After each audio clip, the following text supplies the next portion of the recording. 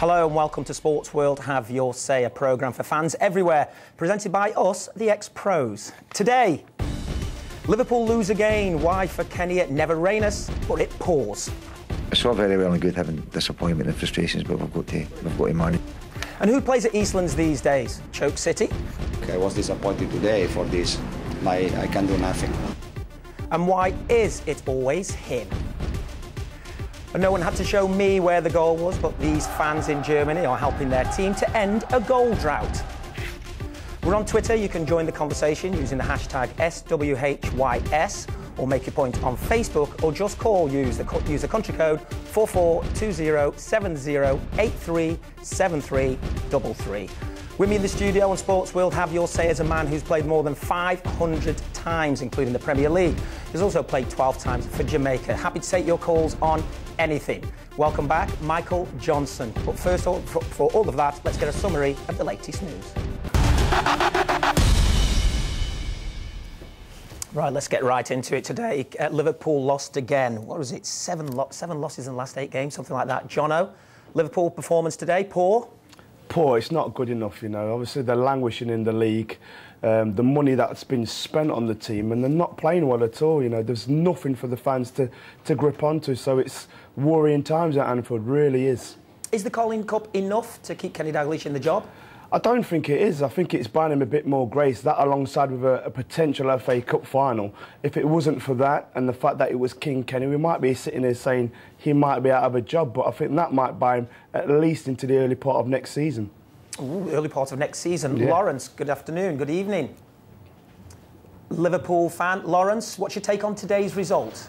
Disappointing. Obviously, any Liverpool fan would be disappointed with 2-1, 2-0 loss away. But even more disappointing are the way that the squad has reacted to that. And I think that there is nothing which speaks more to the point than Pepe Reina getting sent off and Andy Carroll being very frustrated, storming down the tunnel when going off the pitch. And equally, can I just ask you, Lawrence, was that a deserved sending off? Because we've been on Twitter all afternoon and fans are saying ridiculous, it was a dive. Was it sending off for you? I think that if the intent is there, then you have to be always mindful of that. And I think most referees are looking to eradicate that kind of thing from the game. So stupid actions deserve possibly that sort of action. Whether it was actually a sending off by the laws of the game is a different question. Lawrence, was it a sending off, yes or no? Yes. Thank you very much. Jono, was it sending off for you?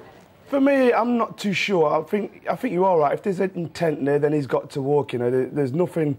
You know, I couldn't say he definitely had done it, but the intention was there, and obviously he's given the referee the chance to say, no, there you go, there's a red card, you're off. So you can see why he did walk. It's not in his nature, though. Lawrence, I want to say to you as well, Andy Carroll, £35 million, playing against his former team, Newcastle, gets withdrawn by Kenny Dalglish straight down the tunnel. Is that acceptable? Yes, frustration on his part is completely acceptable because I think most people within the Liverpool camp right now are extremely frustrated with the way that things are going. Equally, who wants to stay out, sit on the bench and get plenty of abuse from the fans that are around you? And Brighty, I'm not saying that's right, but we've been there as professionals where you're frustrated, the team's not winning games, and of course you vent that frustration, and obviously Andy's vented it in the wrong way. The important thing for Kenny is to try and get him to vent his frustration as a positive. I tell you what, that was a disappointing result for Liverpool today. They lost 2-0. Let's hear what Kenny Dalglish had to say. It's all very well and good having disappointment and frustrations, but we've got to manage it and make sure we channel it in the proper way. On another day, we would have had a penalty kick and playing against 10 men. But at the moment, we don't seem to be getting anything like that. Last week, Louise turns one in with his chest and they give a penalty kick. They give a free kick against him and booked him. So we had no point feeling sorry for ourselves. We just got to realise that if we don't stick together and we all believe what we're doing and have the trust that we're going to get it right, then we've got a better chance. Well, I'll tell you what, Ashaba, Arsenal fan, welcome. Can I just say, at the start of the season, there was calls for Arsene Wenger to leave. You stuck with Arsene Wenger. He's come good for you. Do you think Kenny Dalglish should be leaving Liverpool?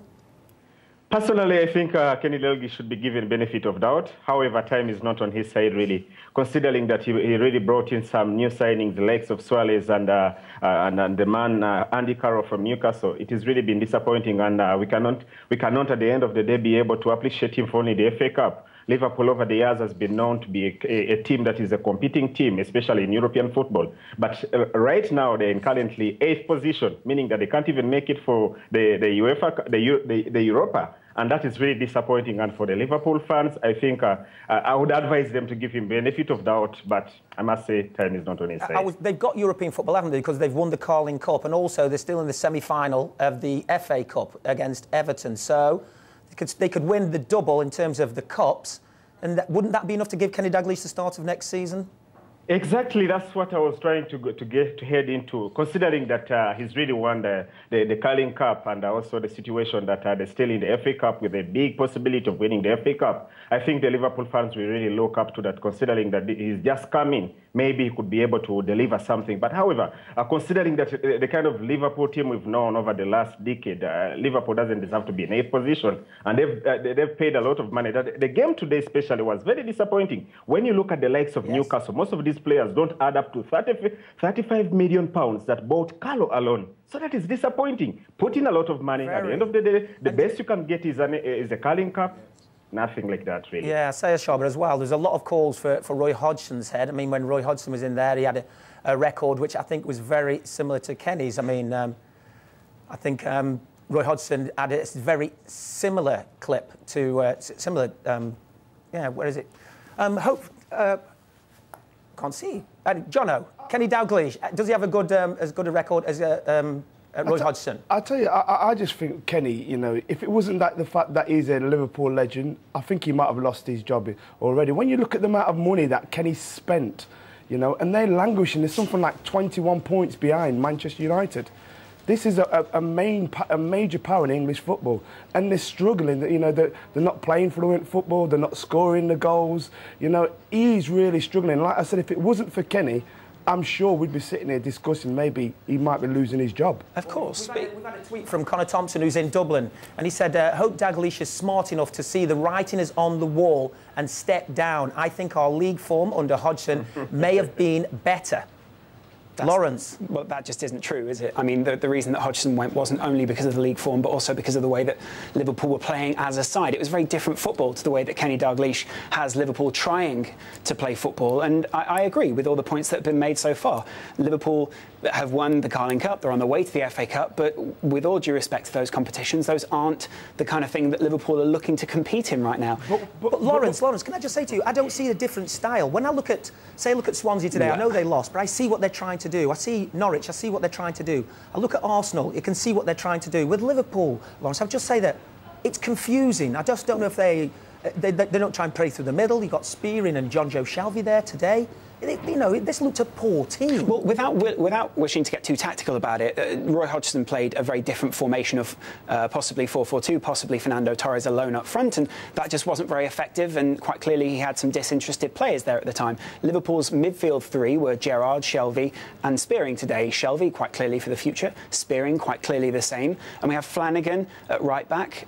You've got one or two other players in the team who are still coming through, such as Carroll, Suarez still looking to lead the line. So I think there is progress being shown there. Lawrence, I've got to stop you there. This is Liverpool Football Club. This isn't a middle-of-the-table Premier League team. Yeah, this is a club, Lawrence. We've watched year in, year out, win trophies. I mean, we've won more Champions League trophies than anybody else. I think, honestly, you look at the players there, you know, you look at the Man United squad, you look at the Arsenal squad, the Tottenham squad, you can call 10, 15 world-class players. You've just mentioned some names there, what would be struggling in a lower tier Premier League side, let alone a major club like Liverpool. I respectfully disagree. I think that when you look at the squad that Liverpool have right now, there is quite clearly progress in there. You can look into their reserves and see some players who are coming through quite nicely. Exactly, coming through. Coming through, yeah. And I think that that's where Liverpool have to look right now in the long term. You look at a club who's been in demise for quite some time, and what this club needs is some steadying of the ship. It doesn't need overblown gestures from people talking about whether they can win the league, etc. Those things are unrealistic, and certainly Liverpool fans and the Liverpool culture needs to be controlled right now and told this isn't realistic to think. And Lawrence, and I get that, and that's possibly where you might have to speak, you know, the powers that be might have to speak to Kenny and give him time, because the players are coming through. If you're saying to Kenny Dalglish they want Champions League football now, trophies now, then I don't think the current squad. Now, you've just mentioned John Joe Shelvey, you've just mentioned Spearing, the lad Kelly. they're not renowned world-class players. If I was to go to Man United and Chelsea's in the top, and you can wheel off 10, 12, 15 easy world-class players. Well, with all due respect to the likes of Tottenham, etc., I think that there are a lot of people saying right now that they've got a lot of world-class players, but there were huge question marks over them just last season. That same squad has stepped out this season and made a very different display. And I think that it comes from season to season. We saw Harry Redknapp get time at Spurs. We've seen other managers have time, not least Alex Ferguson, when he first started out coming back at Manchester United. So I think that we all have to acknowledge that time needs to be given to this manager. The difference is that they want immediate results. There have been immediate things in the cup, but Lawrence, it's all about Champions League football, isn't it? If you're not winning the Premier League, it's Champions League football. It is. Would you say that, 31 goals in 36 games for Liverpool, having spent the kind of money they have, £50 million on Carroll and Suarez, is good enough? And do you think that the whole Suarez-Evra affair has affected Liverpool's season? Personally, I don't think it was the initial affair which affected Liverpool's season. I think it was Liverpool's handling of it. There was very poor PR from both sides, and if that's what you even want to call it. Liverpool quite clearly didn't cover themselves in any sort of social glory when it came to it. Manchester United reacted in exactly the right way and showed themselves to be a very classy outfit. Liverpool completely the opposite. And I think it disenfranchised a lot of fans out there who initially were supporting the club this season, and it certainly affected the players to think of themselves as bad guys. It's affected the way they've been painted in the press as well, and I think that can have quite a bearing on a season. Sharba, could I just ask you as well, it looked at the start of the season with the horrific start that Arsenal had, that they wouldn't be qualifying for the Champions League, and now they're sitting pretty. People talk about Wenger changing the team, Sir Alex Ferguson changing the team, and what they do, they always maintain their top 4 position, even though they're integrating new players. Yeah. With Liverpool, they haven't challenged seriously for the title, I would say once in 22 years. I think they came second, Lawrence. But Sharba, would you say that Arsenal have now found their feet again in the Premier League? Well, I don't know what I would say about Arsenal, because Arsenal has also had its bad and good sides this season. But what I would say is that when you look at the big teams, I've been looking at the leagues around Europe. I think, football is supposed to be a team kind of play, but the challenge seems to be that there are times where you're going to need individual performances. We've seen Robin van Persie carry the mantle for Arsenal this season. We've seen Cristiano Ronaldo score 2 goals on Saturday. We've seen Messi take on the mantle. But going back to the Liverpool problem, what exactly is the problem in the Liverpool team? I think there's been lack of even individual performance. Over the years, Gerrard has been exceptional. But really, Gerrard it has been injuries or form. It has just been a routine. There's been no individual performance. Talk of Pepe Reina maybe has only been the only consistent person in that team. But look at Suarez. Nobody can really put up something to say that, okay, the team is doing badly, but at least we have somebody to look up to. Messi has held that Barcelona team. Okay, other people are scoring, but Messi is guaranteeing them of the goals. When you look at Cristiano Ronaldo, he has held that team for a long time. Robin van Persie has held Arsenal from the beginning of the season to score even more goals equaling to the whole Liverpool team put together. What individual performance can we be proud of from the Liverpool team? So at the end of the day, it goes back to no teamwork, and the same thing, no individual performance, and at the end of the day, it's doom. Typical doom. I don't see anything other than that. I struggle with some of the theories in there. I think there has been good Liverpool teamwork this season at times. It's just not been consistent enough. I think that's down to the mentality of the side. I think that quite clearly people know that isn't enough. And when you look around Europe, I think Messi is backed up by a quite brilliant team, as you made that great point. And Suarez doesn't have that team around him. Gerrard doesn't have that team around him. But it doesn't mean that the players lack quality. There is a lot of quality within that Liverpool side. I just don't think it's being shown right now. Lawrence, can I ask you though? Charlie Adam, Henderson. I look at Liverpool over the years, Lawrence, and I've got to say, I don't see them as Liverpool's type of players. I agree with you, Flanagan coming through. They've got some of the young ones. I don't see John Joe Shelvey producing the goods at that level. It's too early for him. And, and just basically, Liverpool, I don't seem to have the width to really affect teams. No players wide. Well, I agree, but I think that there are the likes of Kelly in there, Johnson. You'll agree that their performances for England and for Liverpool in the past have both been great, with them bombing down the wing, making the difference from time to time. And equally, Enrique adds some width, but tactically, sometimes, especially going forward, he can be difficult. Bellamy's there for some width. I'm not sure that Liverpool particularly want that width right now that maybe people are talking about, that they're looking for a different style of play. Whether that's effective in the Premier League is a completely different thing. But, in terms of what you put forward there, you're right. Charlie Adam and Jordan Henderson don't necessarily look like Liverpool players right now, but that there have been a few players who have come in the past and in the end slotted in. You'll remember when Rafa Benitez brought in the Spaniards in the first season, that it took them a few games to bed in, etc. And possibly this is what we need to give these players the same. We're expecting instance because we know about previous with them, whereas maybe foreign players get a little more time because the English press doesn't reveal so much about these players. Well, I think he needs time to adjust. OK, so I'm going to have a one-word answer from all of you. Ashaba, will Kenny Dalglish be the manager at the start of next season? Yes, I think personally Kenny Dalglish should be the manager for next season. He should be given benefit of doubt, and let's see how next season goes. That was a lot for a one-word answer. Lawrence, will he be the manager start of next season? Yes. Yes. Jono? Nailed on. Nailed on, so everybody thinks he has more time on his hands. Well, we'll have more football conversation in a few minutes. Please stay with us.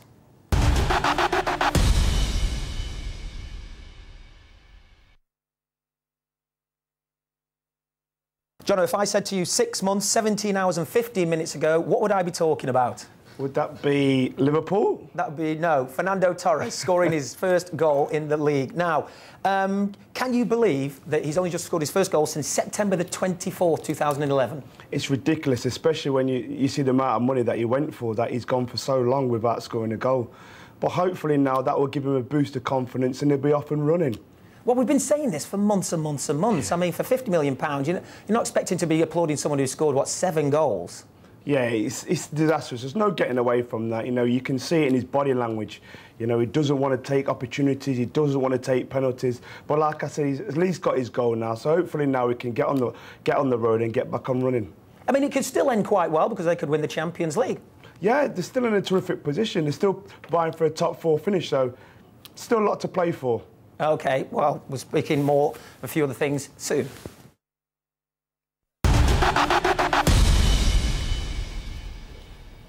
We're back with lots of Premier League chat. Lawrence has been with us, Ashaba's been with us. I'd like to welcome Danny, who's a Man City fan. Good evening. You OK? Can you hear me, Danny? I can hear you, yes. Yes, Choke City, I think they're calling you now. Some of the people on Twitter. I've not heard that one. I'll be a little bit disappointed. Just heard it right here, right now. I mean, what can we say? It's all going horribly wrong.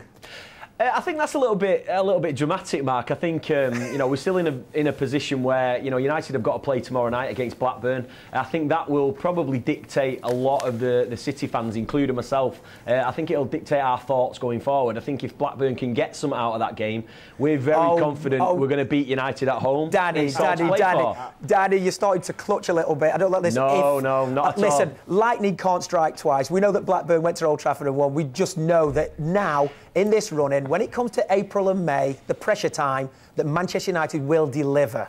Well, everyone keeps saying that, but I mean, at the end of the day, you've got to take each season as an individual, and I think this season Blackburn are fighting for their life. All the teams around them won yesterday. Yeah. Can you hear me? Yes, I can hear you. Carry on. Sorry, you went then. You've got my full attention. all the teams around them won yesterday. It puts the pressure on them, and I think they need a result. You know, they're fighting for their lives, and I'm confident they'll take at least a point. You're confident. OK, let me ask you about Mario Balotelli, because I've got to say, from my point of view, first of all, I didn't like him because I thought he was slightly unprofessional. I saw the interview with Liam Gallagher with him, and I really liked him. And now he just seems like a disruptive influence in the team. Can you win the title with somebody like him in the team? I think a lot of people have commented on Mario, and I think it's pretty much the same sort of script people are saying. He can either win as the league or lose as a league, and he's got he's undoubtedly got the talent to turn it on in the big games. You know, some of the pressure situations, like the penalties that he's taken. You know, the guy oodles confidence. I think the problem a little bit with Mario at the minute is he's not really been performing on the pitch, and I think if he's performing on the pitch, he can get away with the off-field antics. I think people will just say, well, that's Mario. If he's not performing on the pitch, I think it makes it a little bit more difficult to get away with some of the things that he's doing. And, well, and Danny, I suggested 2 goals yesterday and a 3-3 draw. He did his little bit on the pitch. 17 goals this season. Yeah. But, Ashaba, obviously an Arsenal fan, and you had a kind of a similar play, would it say, Emmanuel Adebayor, who was a little bit disruptive within the club, and he was got rid of. And do you think that Balotelli should stay at Man City? Well, personally, I think Balotelli won't be staying at Man City because he won't be staying. I don't want to see him staying there, because if Mancini is going to be sacked, which I suspect so, because at the end of the day, if Mancini is winning nothing, and they invested all that money in bringing in the likes of Kilichi, the likes of Nasli, and all these other players we can talk of, and at the end of the day, you're showing nothing to the fans, I think he will be sacked. So if he's sacked, which kind of manager is going to tolerate that kind of kiddish behavior? Indeed, he must grow up, as he confessed that.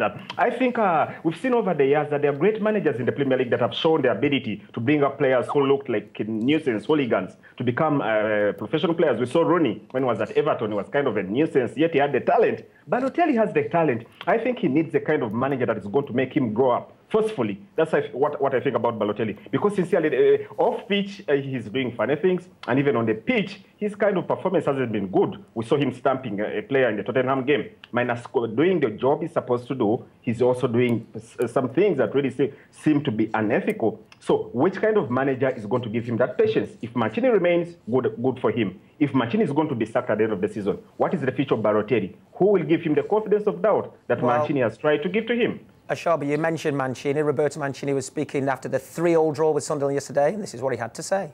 Positive that we took 1 point in the end, but I think that we didn't play very well as a team in the first half, because we conceded 2 or 3 chances for them. And I think in this game, a game very important like today, was really important to play very well, to play a good game. What do you reckon, Jono? Mancini, I mean, there was talk in the paper that he's talking about a new deal to stay there. Then there was other papers saying that Mancini will be going in the summer if he doesn't deliver the title. What's your take? Well, I think Mancini's done a great job. You know, let's get it, you know, something right here. You know, he's second at the minute next to Alex Ferguson, who's been an absolute legend in the Premier League and in English football. The off-field and on-field antics of Balotelli, I think he gets a lot of stick. I mean, you know, you talk about off-field stuff. You know, Eric Cantona was one who had a big bubble around him, but he was, you know, one of the best players we speak about, whatever graced the Premier League. And then if Alan Shearer gets one chance and sticks it away, we always say, well, what a great striker, and he's one chance. Balotelli scored 2 goals yesterday, and he's got 17 goals for the season, and yet we're here still questioning him, thinking, well, should he be sacked? And I just don't understand. You know, he's a young boy. Yes, I understand he has his problems. He's an handful to manage, but let's talk about some of the positive stuff that he does do. Yeah, Lawrence. Obviously, looking in this from obviously from a jealous perspective, because they've had all that money at their resources. You know, I mean, how do you feel when you look at Manchester City? Why would a Liverpool fan be jealous? They've spent as much money as they have over recent years, haven't they? Why? Because obviously they've swapped places with the once mighty Liverpool, because they look like they're here to stay. I think there's a lot of respect between Liverpool and Man City. I mean, I don't need to detail those, but I think that Balotelli is possibly symptomatic of the wider problems that Mancini is facing right now, in that he has control over his squad, but he's certainly had a few people who have spoken out and done things out of turn, and that's possibly, it's not necessarily those are bad things, it's but that they haven't been necessarily handled well in a PR sense. Mancini and Man City have had some terrible PR this season and not handled things particularly well. I'd be really interested to hear what Jono thinks of that, and in terms of how it portrays his club, just in terms of Tevez and the outrage around him and the English outrage around him, and then Balotelli, etc. I'll tell you, Lawrence, when you say that they've handled things really badly, as a Liverpool fan, ooh, careful. Shouldn't throw stones if you live in a glass house, eh? Lawrence, thank you very much. Yeah. Can I ask you, Lawrence? Yeah. If Balotelli came available, would you want him as an addition to the Liverpool squad? He's not the goal machine that I think Liverpool are looking for right now, though 17 goals, I don't think that should be sniffed at by any Liverpool fan. I think he's a terrific player, I really do. Obviously, he's got his problems. We all know that. But he's young, and he possibly would benefit from somebody like Brian Kidd. And I don't know if they, speak closely up at Manchester. But he's got the perfect mentor who's been round the block, who's had a lot of education from Alex Ferguson, just to put his arm around him and just say... We're going to continue more of this football talk just after the break, but we'll stay with us because we're going to be talking Premier League, we're going to be talking Man City, we're going to be talking the Rooney Rule. Stay with us, we'll be right back after this break.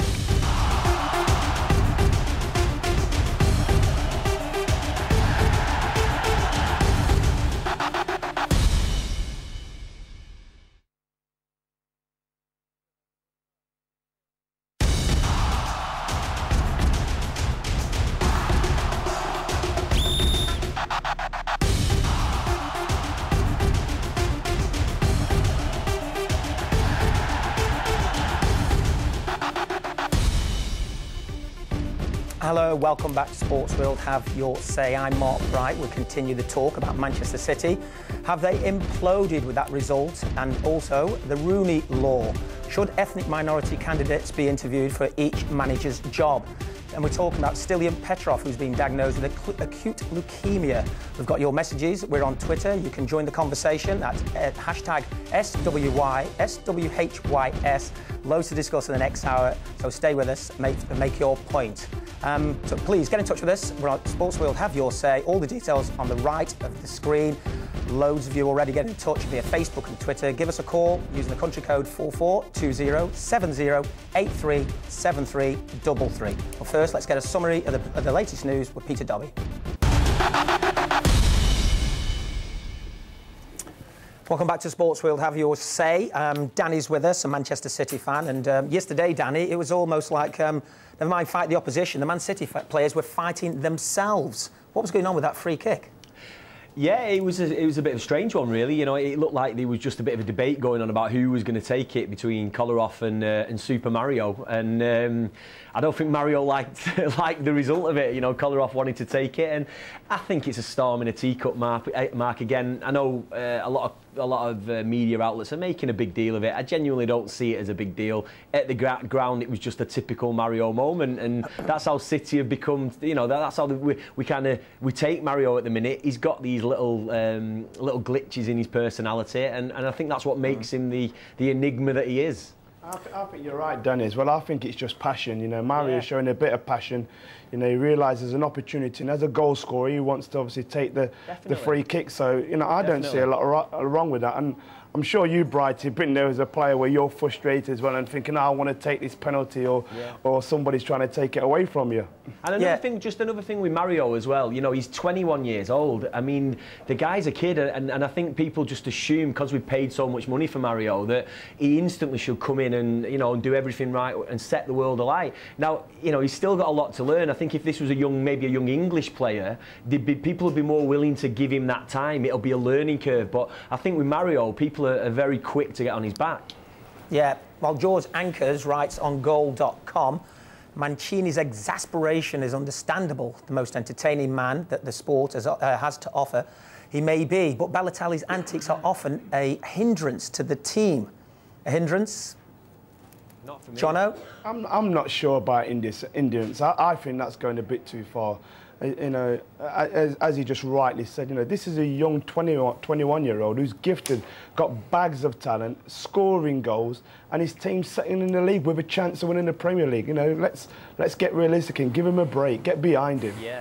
And how many characters are left, Mark? You know, when you look in the Premier League at the moment, there's no characters, and Mario's just a character, and I think for that reason he stands out. But people tend to be that defence mechanism that people want to bring characters down. And Mario's good for the game, he's good for the Premier League, and I think long term he will absolutely prove to be a potential world-class player. I'd like to welcome Jamie to the conversation, an Aston Villa fan. Jamie, Mario Balotelli, genius or hindrance? I think he's obviously got moments of genius. I mean, we've seen a lot of that. I mean, the goal he scored in the Manchester derby earlier on in the season, I think, is testament to that. I think Would you have him playing for Aston Villa? Not in a million years, no. Tell it how it is. Tell it how it is. I mean, got to be kidding. Hold on, just waxing lyrical about the goal he scored He must prefer Emile Heskey, do you? I don't know about that. I think the way things are going at Aston Villa at the moment, I think I could get a game at the moment. So, but Mario couldn't. No, I'd certainly take him. But I mean, like Danny said, I mean, he's obviously very young, and there's a lot of pressure on him. And I think because he's at a big club like Man City, who are suddenly now in the limelight a lot more than they have been perhaps in recent years, then there is a lot more media speculation on them. I mean, everybody's seen the Balotelli incident, and there was an incident similar to that at the Wolverhampton game, you know, where, you know, the goalkeeper and Roger Johnson are squaring up. You know, what is your actual take on that? Do you think that is something which is showing so much passion and it's great to see from the fans, or do you think he's let the club down? I think it's probably 50-50, to be honest. I mean, yes, obviously the players are showing passion. They want to, you know, they want to do the best for the club. They want to do the best for the supporters. I don't think they've necessarily let the club down. I think they've probably more let themselves down in allowing their passions to overspill in front of such a huge audience. OK, well, there was also a scrap at Wolves yesterday, wasn't there? So let's have a listen to what acting manager Terry Connor had to say. I don't like the public altercation in front of everybody, but it just shows the passion of both players that, you know, they wanted to win today. They want to win every game. Today probably, you know, spilt over, but you shouldn't diminish from the fact that they both wanted to win and they're both showing, you know, a passion and desire to get the right result for Wolves. I'll tell you what, Jamie, you know when you look at Wolves, you must be looking over your shoulder because what are you, just a couple of points above the drop line? I really don't think that Aston Villa are safe by any stretch of the imagination. Yeah. I mean, obviously we lost against Chelsea yesterday, and if you look at the upcoming fixtures, we're at home to Liverpool next weekend, Easter Monday we're at home to Stoke, and then we're away at Old Trafford the following weekend after that. So those are all huge games. I'll tell you, there's a lot of teams, isn't there, scrapping at the bottom of the table. Just let's have a look at the bottom there, and let's have a look at who you think will go down. Look at that. Ooh, it's getting tight down there. I think Wigan had back-to-back wins. That's good for them. So you look at yourself there, Jamie. I tell you, it's not too comfortable. It's not comfortable at all. And obviously, QPR got their massive win yesterday against Arsenal. Wigan got a great win against Stoke. So it's far from over. And obviously, Villa are missing Darren Bent. Unfortunately, we're now going to be missing Stilian Petrov for the foreseeable future as well. So worrying times ahead, I think. Yeah. Who do you think will go down there, Jamie? I definitely think Wolves are going to go down. Say the West Midlander. Yeah, I think it might be too much of a stretch for Wigan now. I'm not entirely sure. I don't think Blackburn are out of it by any stretch of the imagination either, despite sort of showing recent signs of improvement. I think they're still right in it, as are Bolton. But a long way to go. Long way to go. I honestly think Villa are going to get sucked into it. You know, you look at Bolton on a decent run of results. QPR now are starting to pick up a bit of momentum. Wigan have had a great month. You know, and you look at what's coming for Villa, and I can't see where they're going to get a win from. No, I completely agree with you. I mean, playing Agbonlahor up front on his own yesterday seemed like a mistake to me, and I think that it was probably one of the few times in his tenure with us that supporters, have actually been calling for the introduction of Emil Heskey. I don't think I can ever recall that at Villa Park. Do you know, watching the games last night, Jamie, I'd have to say that in the 19th minute, something special happened, didn't it, to Villa Park? Can you explain to us what happened? It was started by the fanzine Heroes and Villains to get a standing ovation for Stilian Petrov in the 19th minute, which is of course his squad number, and it was adhered to perfectly by both sets of supporters, and it was actually a very moving thing to see, and it was very brave, I think, for Stan, as he's known for us, to come to the game. I think that was a very brave thing to do with everything that's happened to him in the last sort of 24, 48 hours, and to see two sets of fans just standing up and just applauding as one was such a beautiful thing. And we've got a display planned for the next home game against Stoke, so we're all rooting for you, Stan. I thought it was terrific. You know, I seen the large screen and I seen Stan there, and amongst all, you know, that negativity, all what's surrounding him, he's there with his family, and you could see how much it meant to him to hear the supporters, you know, applauded him, you know, shouting his name. And I obviously wish Stan and obviously on behalf of the BBC a real speedy recovery and get back on that pitch soon. Hopefully, yeah. Hopefully, it won't be too long before we see him again. I mean, and he is an absolute legend to us and to Celtic supporters as well. It was really nice to see the footage from the Celtic game today, and they sort of echoed what we did yesterday with the 19th minute applause for him. So he's a very well-loved character throughout the game, and credit to Chelsea as well, both their players and their supporters, for the way that the players greeted him upon their arrival, and the way that the supporters conducted themselves during the game as well. I'd like to welcome Tatiana to the conversation here from Los Angeles. Are you in Los Angeles, Tatiana? Welcome. Yes, I am. Now, I was at number 10 Downing Street. Don't want to get a little bit, you know, big-headed there. We were having a roundtable discussion on anti-discrimination, where the conversation turned to lack of black managers. That was by Chris Hughton, who is one of very few black managers. And also what was discussed at that table was the Rooney Law. And obviously you're obviously well aware of what goes on over in America with the Rooney Law. Could you explain a little bit to us? Yeah, sure. I'm not exactly too familiar. I'm just more of a football fan than an American football fan. But basically, the concept is when there's an open position for a coach or a manager, they have to at least interview or take into consideration a person of a different race. And that's the general concept. Do you not actually think that is a form of racism in itself, that we in 2012 have to have some kind of force, some kind of law to make sure that ethnic minorities are there to be challenging for job positions in the whatever league it may be. What do you think? Yeah, I personally don't really have that strong of an opinion on it. I think I don't mind it because it can be viewed as anti-discrimination, but I just think it really helps get different types of players and different types of people, and I don't really have an issue with that. As long as you pick the best person in the end of the day, what's the difference if you're, diversifying the competition? And also, Tatiana, I mean, you have to interview, obviously, black minority or ethnics for the job, but you don't have to give them the job. That's where I think the Rooney Rule kind of contradicts itself a little bit. And is it about the white guy or the black guy or the right guy for your team? It's just about diversifying the pool of options, and in the end of the day, you pick the best manager, you pick the best person for your needs. And I actually think it would help the Premier League. Obviously, there's been a lot of racism seen in football this season more than other seasons, and especially when you see things on Twitter, it's very, very horrible. And I definitely think that just diversifying the pool would help address those issues. I really think it would be a good idea. OK, well, Sol Campbell had this to say about the Rooney Rule. So often the black coach is appointed by default when all the other options are exhausted. Then they are not given enough time it needs to cut in a couple of seasons. Clubs need to be more patient with black managers, and fans do too. Ashaba, the Rooney Law. Ashaba, you there? Yes, I'm there. Yes, did you hear me? Would you mind a black manager at Arsenal? A black manager at Arsenal, I wouldn't mind. However, I'm quick to note one fact. When you look at these clubs in England, be it Europe, be it Spain, be it Germany, these are money-making ventures. So being money-making ventures, at the end of the day, it's going to go back to the fact that you're going to get, it is maximizing, really. This is what we're talking about here, getting the right man for the job. So if he's a black man and we're trying to show that we are anti-discrimination, anti-racist, anti-racist, but you're bringing in the man who's not going to deliver, it doesn't really help. Personally, I think African coaches should be brought on board.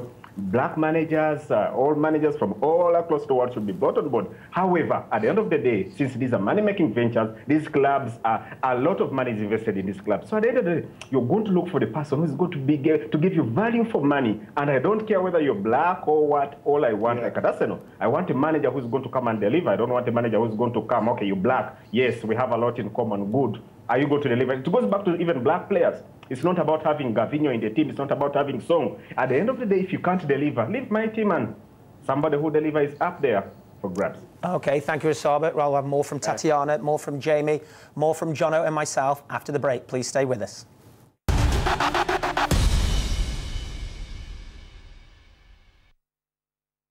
Welcome back to Sports World. Have your say. We've been talking loads of different issues, talking about positive discrimination here. I was at 10 Downing Street for a anti-discrimination meeting a few weeks back. We're talking about the lack of black managers in football. Danny, and obviously you're a big Man City fan, you don't like anything the word Rooney in it, but what about the Rooney Rule? Is it a big issue for you? Black players, lack of black managers?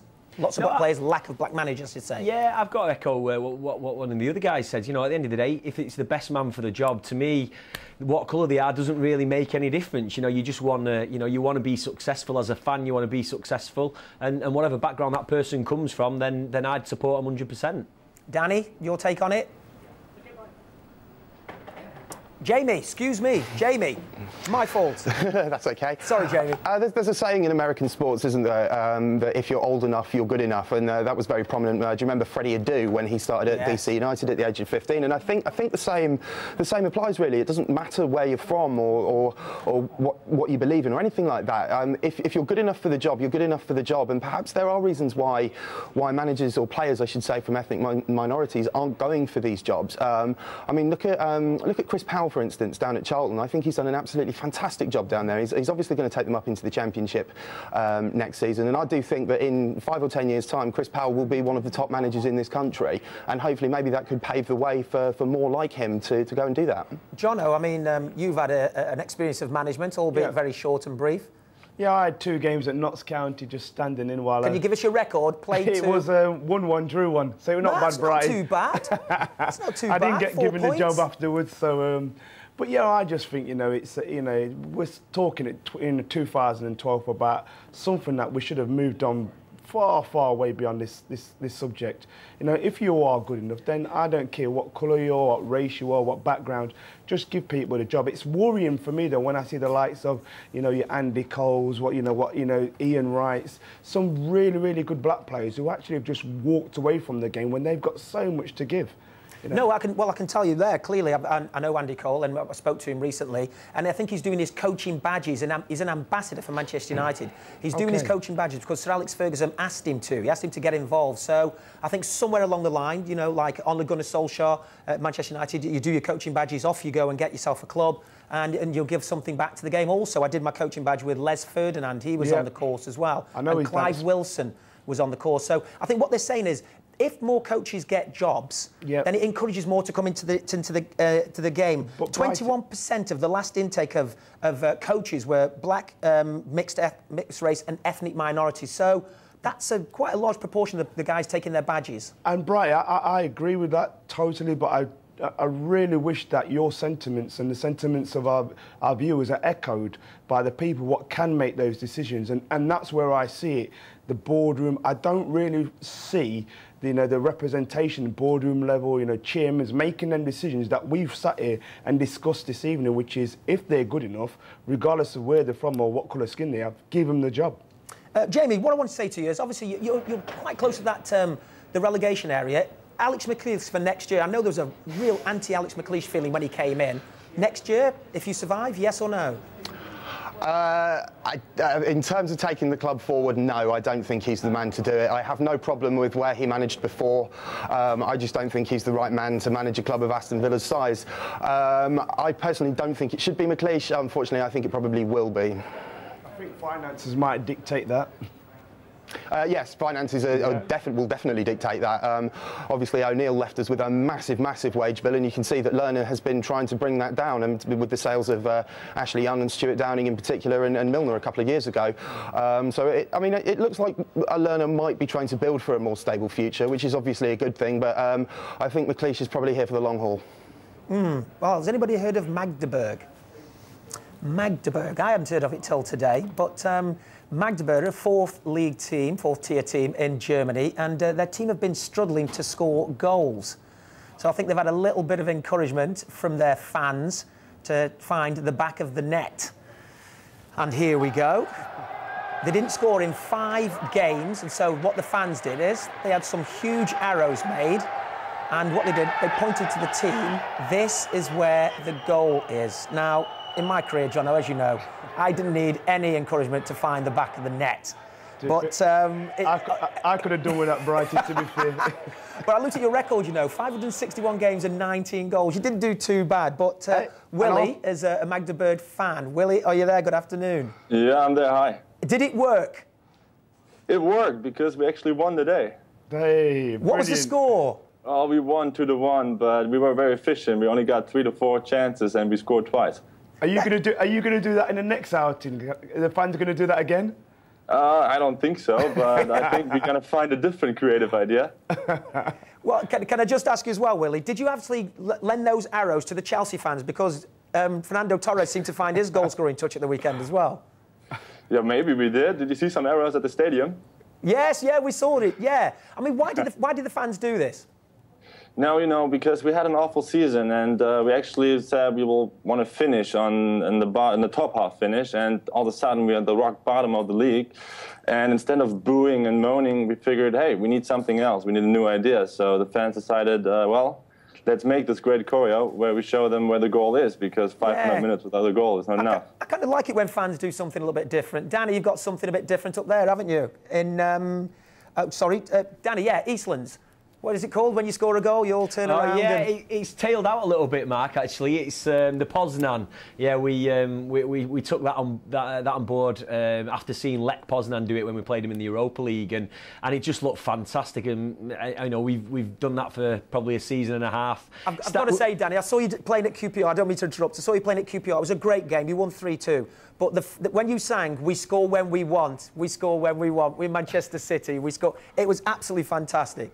Yeah, and it's tongue-in-cheek in it. I think it was that was taken after United. We do what we want, and I think Arsenal took it. Robin van Persie, he scores when he wants, and it's just a bit of fun, isn't it? The Poznan, at Wembley was unbelievable.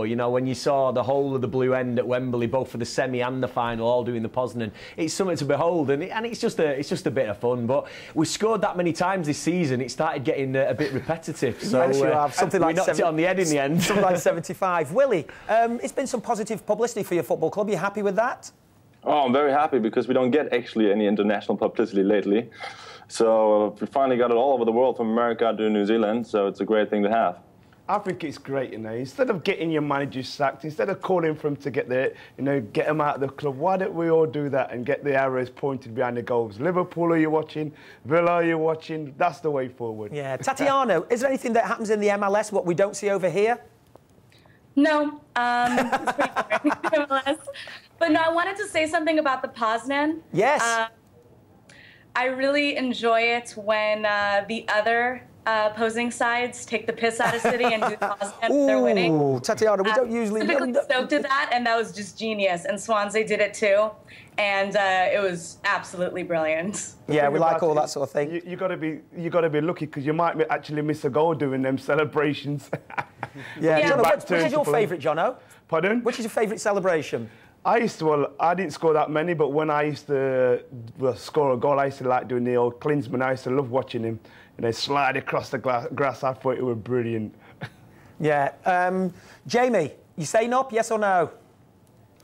I think we will, but it really will be by the skin of our teeth. Danny, you're going to win the championship? Excuse me, you're going to win the Premier League? Without doubt, Mark, yeah, I'm very confident. Love it. Tatiana?